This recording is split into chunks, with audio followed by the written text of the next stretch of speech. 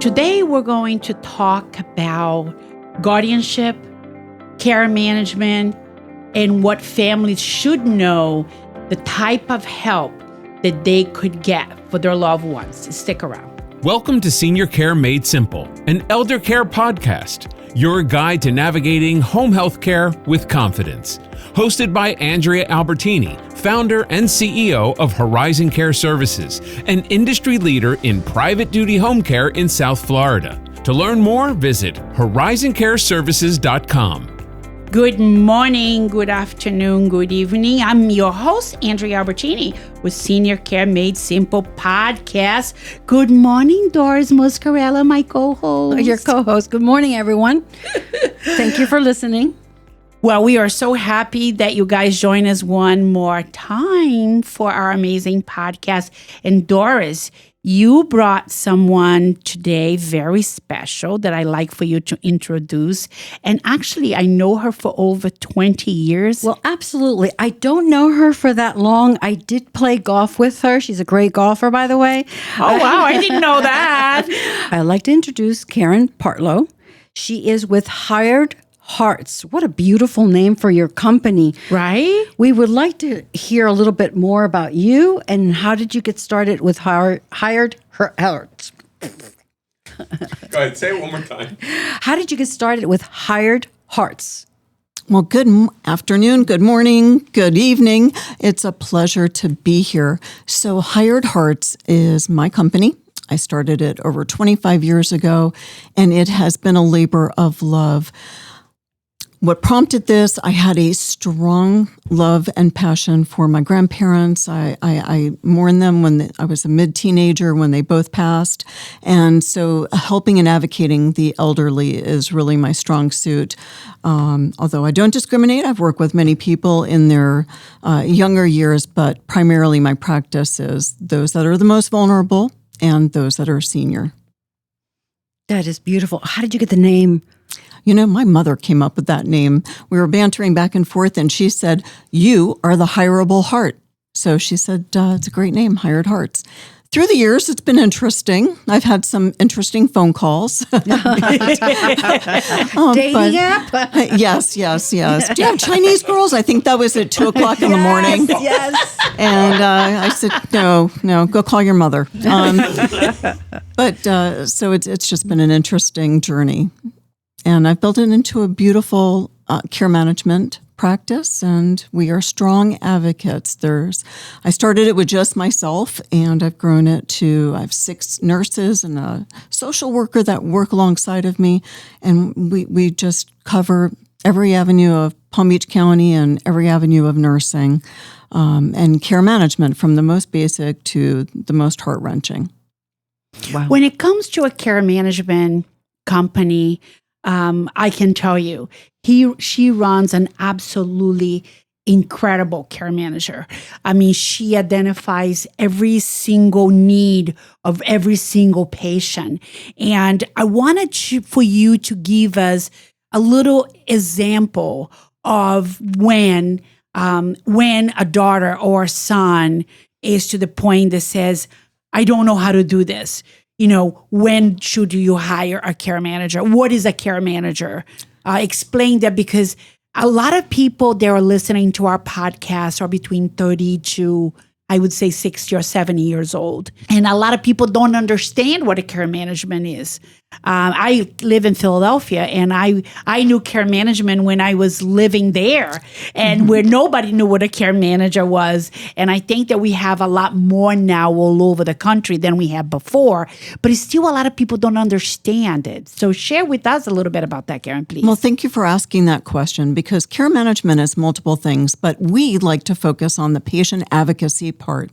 With the nursing background and our strong skills, it really helps to navigate the medical world. It could be so scary when you're by yourself. And medications, I mean, most people have 15 to 20 medications a day that they're taking, and how many of them are round white pills?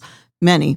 So being able to coordinate the home care agency, the durable medical equipment, that can be overwhelming. Some things are very simple to modify your home to allow you to live as independently as possible. And that is always our goal, is to keep you independent, healthy, have a long, successful life. And it doesn't matter the age. Anyone who's afflicted with a new injury or a new diagnosis, it can be very overwhelming and very scary to navigate that world alone. And, our past experiences have been where, families are living out of town and mom and dad, are not taking care of themselves. And dad keep going back to the hospital over and over again, and daughters and son are not around. What is going on with mom and dad? Why is dad keep going to the hospital all the time? And why is mom keep going to the hospital all the time? What's going on? I haven't seen mom and dad for a year. Yeah, you may be FaceTime with mom. You don't know what the house condition is. You don't know what their health condition is. And, and I know a lot about care management, and you have done such an amazing job. Thank you.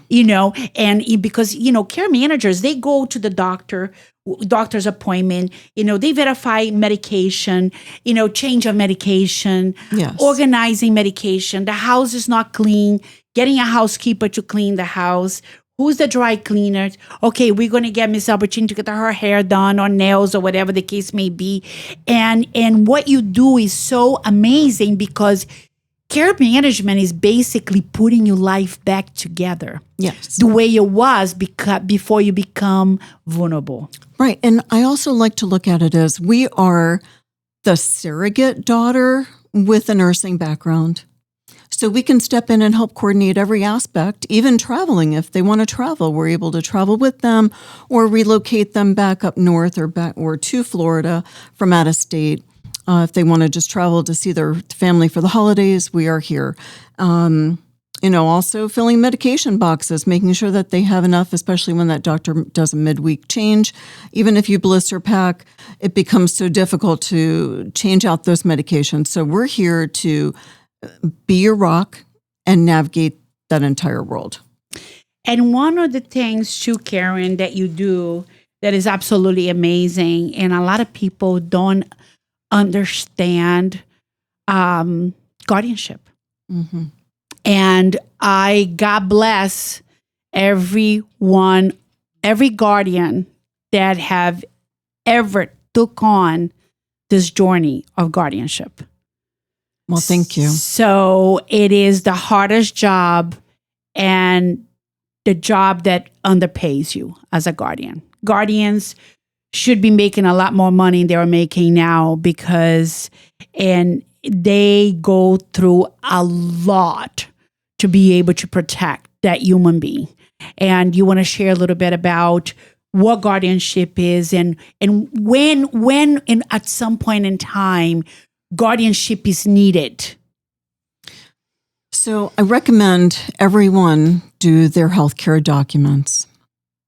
If you're over 18, you should have someone you trust to be appointed to help be your spokesperson to navigate your finances and your medical if there's an accident or medical need or something that happens. Sometimes it's mental health and sometimes it's cognitive impairment. My background in care management led me to become a professional guardian in 2006, so 20 years. And I've been the president of the Palm Beach County Guardianship Association for, I think, over 7 years at one point. And I was also the past president of the State of Florida Guardianship Association. Guardianship is care management on steroids, right? We become court appointed if there is no one or maybe someone who's not appropriate to be taken care of and managing your either financials or your medical or both, and that would be called a plenary guardian. So I am licensed and vetted and background checked yearly. The court makes a determination whether you should have certain rights removed or all of your rights removed. And then a guardian is proposed and picked. You have to be on the wheel. There's a tremendous amount of background and continuing education that needs to happen to be appointed onto that wheel.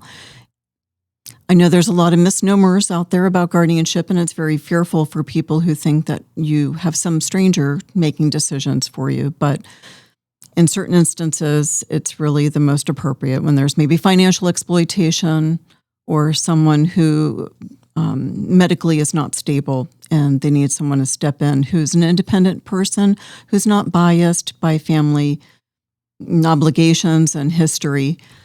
So it's a very responsible, all of what I do is a very responsible role, and that just takes it to a whole nother level of responsibility. And God bless those guardians, because I have a family member in guardianship for over a year, and you and I, Karen, had that discussion. Yes. And, in what it takes to be able to get guardianship of someone, and what's happening, and more so than ever, is a lot of younger people with cognitive disorders, right? Yes. So like one of my family members is, mental health issues. Mental health issues, right? And how hard it takes, like what I went through, it took me 2 years for me to be able to get guardianship of this. I don't have guardianship, but this family member to have a guardian. Yes. There's so much steps that you have to go through. There's so much documentation to be able to save that person. You have that person who's constantly putting themselves at risk of dying. Correct. Constantly, nonstop. Every single month it's the same thing. They go to the hospital, they OD, now they are in detox, they're in rehab, now they're in sober living. 3 weeks into sober living, they're back doing the same thing again, over and over and over again. And, my experience with my family member with this guardianship issue, I've been trying to get guardianship of her for 20 some years, because once she became 18, she was smart enough to know that she was in control of her own life. Right. And sometimes that's dangerous. Exactly. And I wish that she could be using her intelligence, to get herself out of this rabbit hole. And another thing to also point out is guardianship does not have to be a life sentence. Right. It can just be for a temporary time. There are some times where maybe, you're making bad choices, and a guardian can step in and help navigate you and get you on the right path. I recently had that, and I'm actually petitioning the court to have the rights restored. So it can be a short-term journey. It does not have to be forever. One of the things that I think it bothers me the most, Karen, when it comes to guardianship, is that I feel that the law is not in our favors sometimes. It's difficult to walk into an adult and say, you do not have the power to make any decisions on your own anymore. You can't handle your finances. You cannot determine your medical. You are not allowed to drive. You're not allowed to marry. You are not allowed to travel. And these are all things that can be taken away from you. Your right to vote, especially if it's someone who's older, to step into somebody who's maybe 60 and tell them, okay, no more driving, and you're not allowed to vote anymore. All of that has been taken away from you. You can't manage a checkbook. You can't have a debit card. Obviously different scenarios cause different outcomes, but it's really difficult to take that all of your rights away.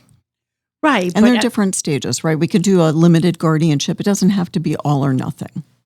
Right. And, I have experience where even if I had a patient of mine, actually, that even with the guardian, he didn't listen. No. Just didn't listen. And, you can't change a person's personality. No, he just didn't listen. You got to take your medicine. I'm not taking my medicine. Mm-hmm. Oh, I took my medicine. No, you're lying. You didn't take your medicine. And it's just, understanding that, you think that just because you have a guardian, your loved one is safe. Mm-hmm. They're going to do everything the guardian says. So you guess what?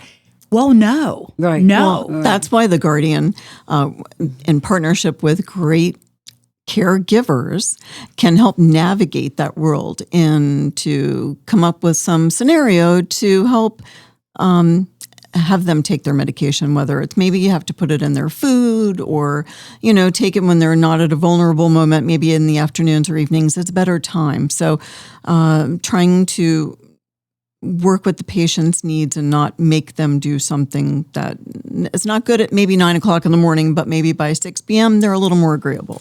Right. Absolutely. And, in most of those situations, or either, a mom or dad, or, deteriorating, they're getting older, they can't handle anything anymore. And now the children who actually haven't seen them for a long time decide to come around. Yes. And take over their parents' asset. And that's when mom and dad is still with it enough to be able to say, okay, you are not handling my business.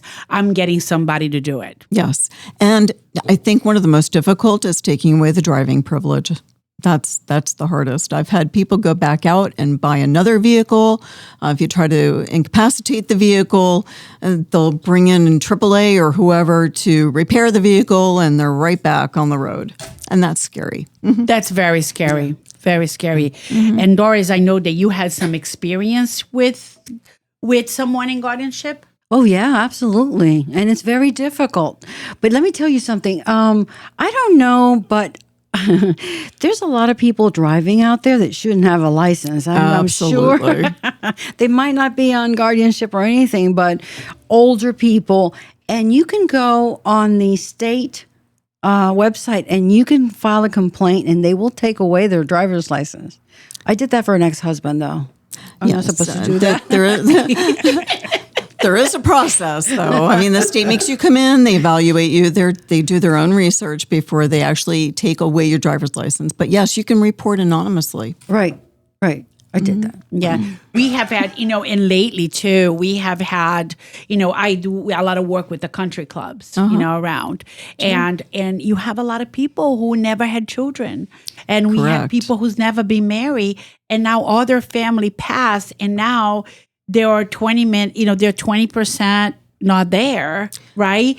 So as long as they still have capacity to execute documents, I am able to become a healthcare surrogate or power of attorney for people.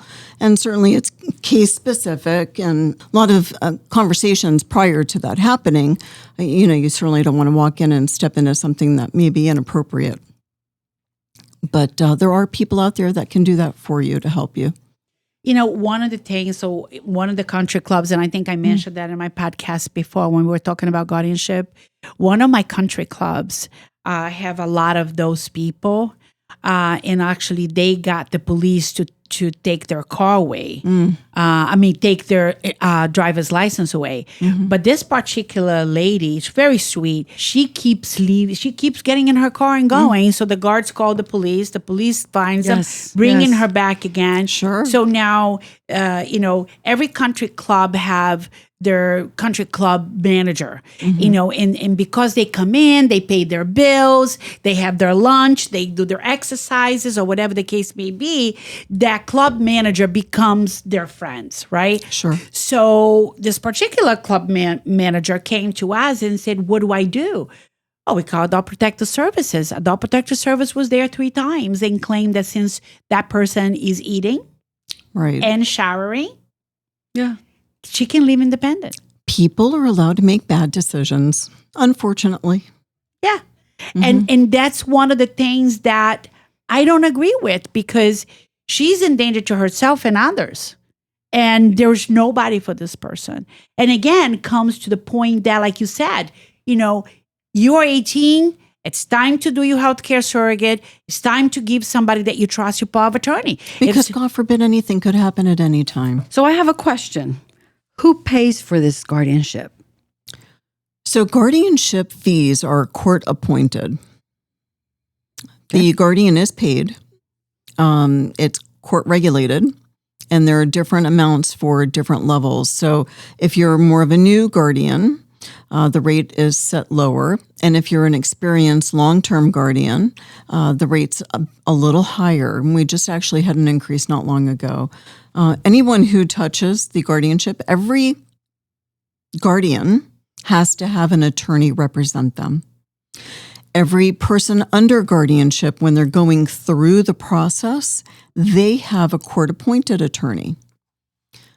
Whoever petitions for guardianship has to have an attorney. And if you've ever seen your attorney's law bills, are there any of their attorney fees, you know that they can be, a little cumbersome and could choke you. So guardianship is not a first resort. It's definitely a last resort. You always want to have someone advocate for you who knows you, who can appreciate you. Sometimes families are fighting, and it really is best to have a neutral person step in and help navigate that. As I said earlier, there's so much oversight.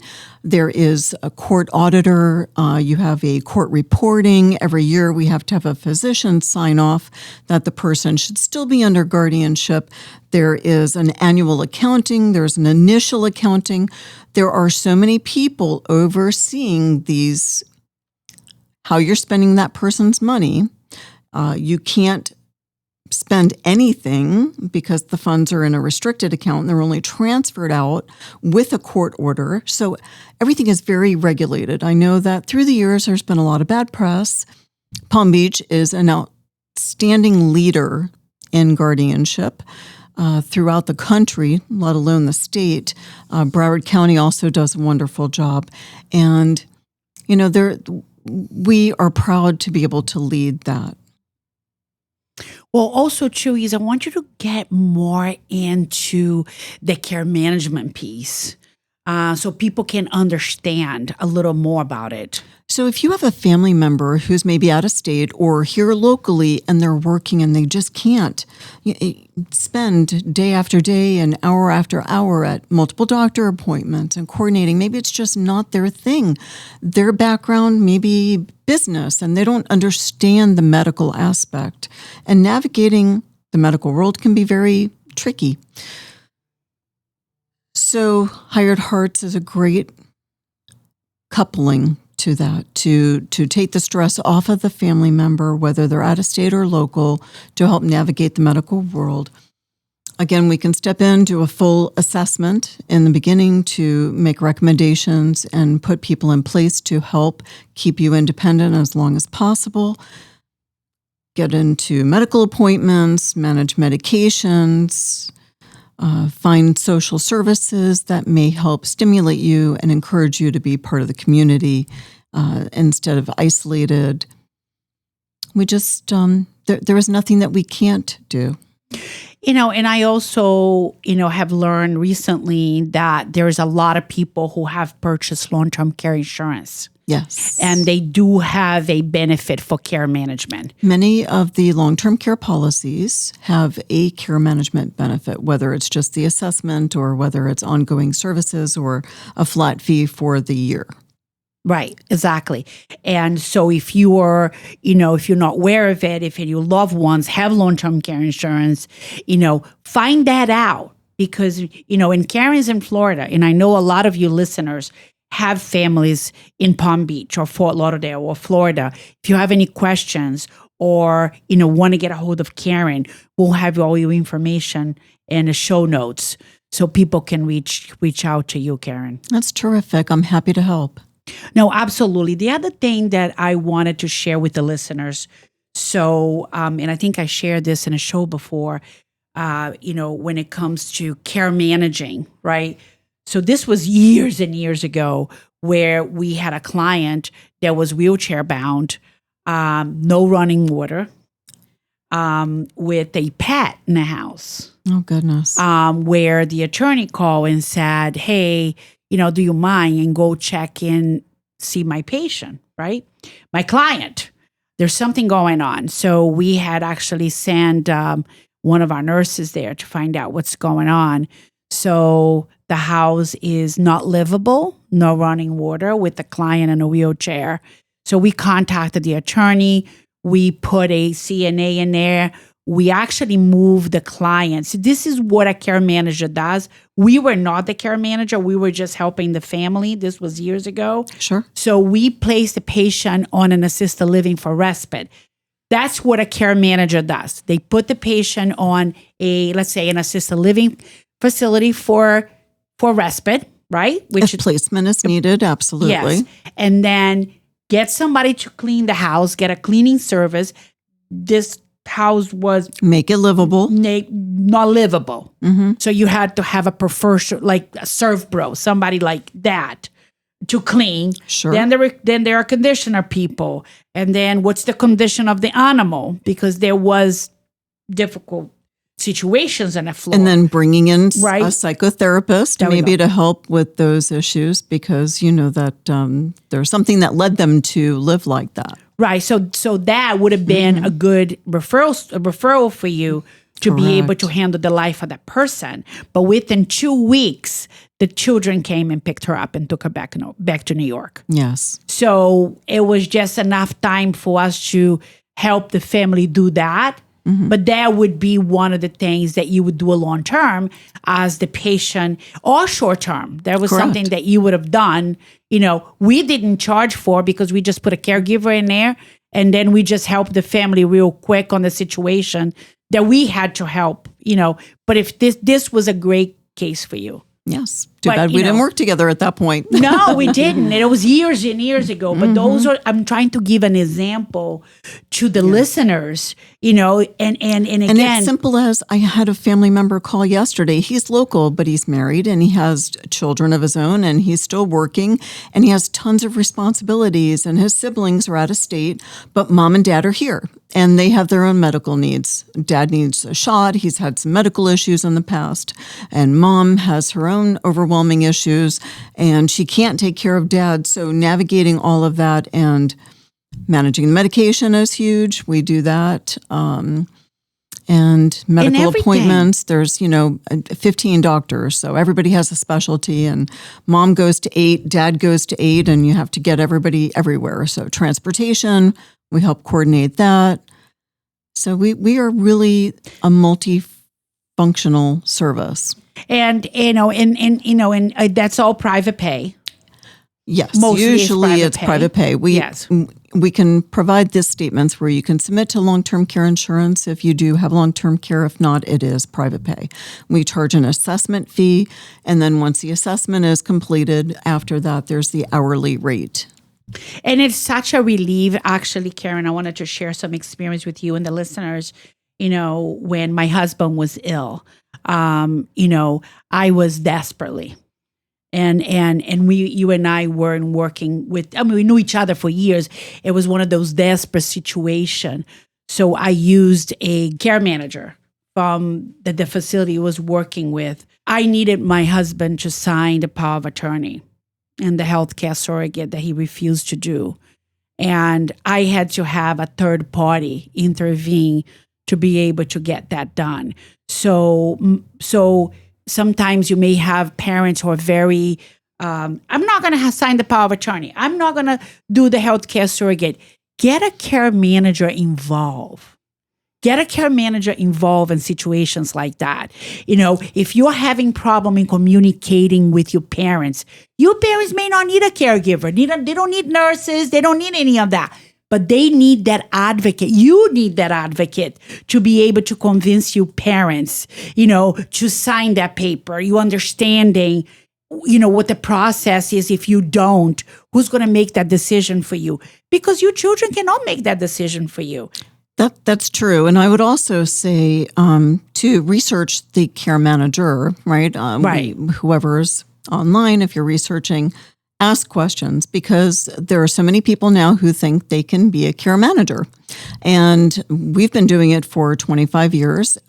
Everyone who works with me is our nurses too. Our nurses and social workers. So we come from a broad history, background, experiences. Recently, someone contacted me who was planning on becoming a care manager. And prior to that, she was doing self-tanning. So not really sure. There have been personal shoppers that there are money managers that that's the most dangerous. People are very vulnerable in care management as well as guardianship. Yes. And you want to make sure that they're not setting themselves up to be exploited. There's a lot of that here in Palm Beach County. So working with somebody who's reputable, who's background checked, who's been in the industry and comes with a lot of recommendations is always the key. I mean, honestly, I know that for a fact. And there is a lot of people. You are the most reputable Thank you. care manager. I mean, and I'm very proud of that. And you should be, because you created this, the level of professionalism that your care managers have, that you have, how you deal with your, because got to remember, care manager is not just taking care of the patient.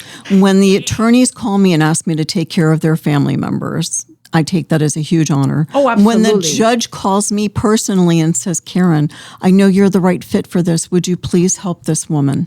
That is just is that amazing? It is amazing, and that's why I do what I do. And that's one of the things that I love about the show is just having the right people, work with the right people that has the good intention of doing the right thing. I'll give you another scenario. I worked with a woman who actually was a caregiver for one of my people.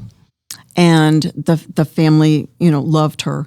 So I get a phone call from the son and tells me, oh my God, she had this medical event. She went in for a basic procedure. The doctor did something inappropriate during surgery. She ended up in ICU and almost died. So I went in and had to navigate that whole world. And we had her transported out of that hospital, out of the care of this physician, to a different hospital where they could have a higher level of care. And there were some complications along the way, but we were able to get her back on her feet and back home with her family. She now has 4 grandchildren. She's very happy to attend all of her family's wonderful celebrations. And that was because I stepped in to make a difference. Well, God bless. Again, care management is not just the patient. I'll go to the chief nursing officer in the hospital. I will not hold back. If I need to go to the governing bodies, JACO and ACA, I have no problem doing that. We do what we do for the right reasons every time. And advocacy is so important. That's and right. Us being in healthcare, we take a vow. We take a vow for ethics. We take a vow to be able to advocate for the vulnerable, the sick and vulnerable. And again, when you become a care manager, you just explained that. It's not just the patient, because there's so many dynamics. It's the family. That's right. There's so many dynamic going on.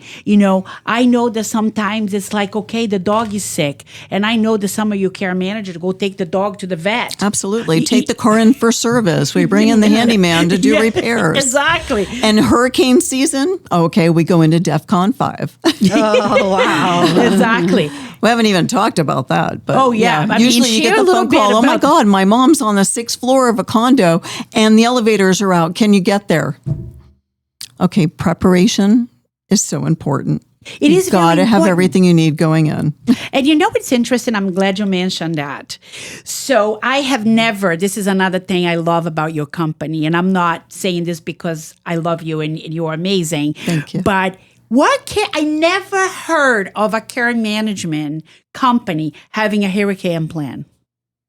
We never heard of it. We have one. Absolutely.